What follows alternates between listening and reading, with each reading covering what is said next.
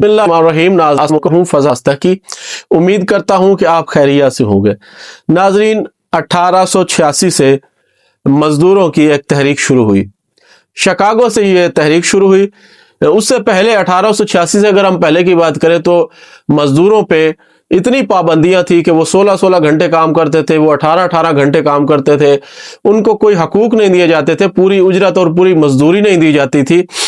فیکٹریوں میں کچھ مزدور مر جاتے تھے اور کوئی ان کو انسانی حقوق حاصل نہیں تھے.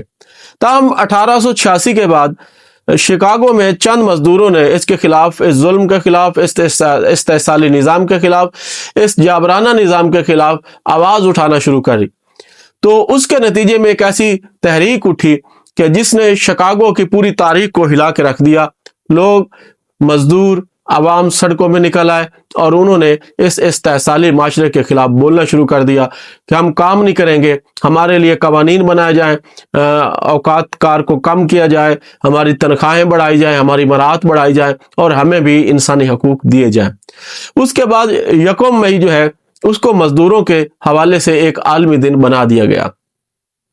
اس میں بہت سارے مزدوروں کی جان بھی گئی, جو اس سٹرائک کے دوران مزدور مارے گئے, ہڑتالوں کے دوران مزدور مارے گئے, احتجاج کے دوران مزدور مارے گئے. تاہم اس کے لیے ایک فریم ورک بنایا گیا کہ مزدور اتنے گھنٹے کام کرے گا, یہ اس کو مراعات حاصل ہوگی.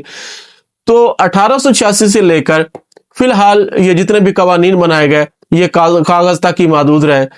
آج تک اگر ہم آج بھی دیکھیں تو مزدوروں کو وہ والے حقوق حاصل نہیں ہیں جو اس وقت مزدوروں کے لیے بنائے گئے تھے. لیبر کوڈز موجود ہیں, لیکن ہر انڈسٹری جو ہے, ہر فیکٹری جو ہے, ہر فرم جو ہے وہ اپنے لاز رکھتی ہے اور اسی پہ ٹرمز اینڈ کنڈیشن پہ کسی بھی مزدور کو, کسی بھی امپلائر کو جاب دی جاتی ہے. تو لیبر لا کا یہاں پہ تو خاتمہ ہو گیا. دوسری جانب اگر ہم دیکھیں تو آج بھی مزدوروں سے بہت زیادہ کام لیا جاتا ہے اور اس کے نتیجے میں ان کو اجرت جو دی جاتی ہے وہ بہت کم ہے. تو آج بھی یہ معاشرہ مزدور کا استحصال کر رہا ہے, مزدور کے ساتھ ظلم کر رہا ہے, مزدور کے ساتھ زیادتی کر رہا ہے. تو ہمیں چاہیے کہ مزدور کی آواز بنے, مزدور کے لیے کھڑے ہوں, مزدور کے حقوق کی بات کریں. عالمی دن کے موقع پہ مزدوروں کو پھر بھی چھٹی نہیں ہوتی. چھٹی انہی لوگوں کو ہوتی ہے جو پہلے ہی چھٹیاں گزار رہے ہوتے ہیں. تو مزدور کے نام پہ چھٹی کر کے, مزدور کو چھٹی نہیں چاہیے, مزدور کو اس کے حقوق چاہیے, مزدور کو اس کی پوری اجرت چاہیے, مزدور کو کام چاہیے اور اتنا کام اور اتنا ٹائم فریم ورک کہ جتنا وہ انسانی فطرت کے مطابق کام سر انجام دے سکتا ہے. یہ اوور ٹائم, یہ زیادہ لوڈنگ کے کام, کم اجرت, اس کے صحت کے مسائل ہیں, اس کے تعلیم کے مسائل ہیں, اس کے بچوں کے مسائل ہیں.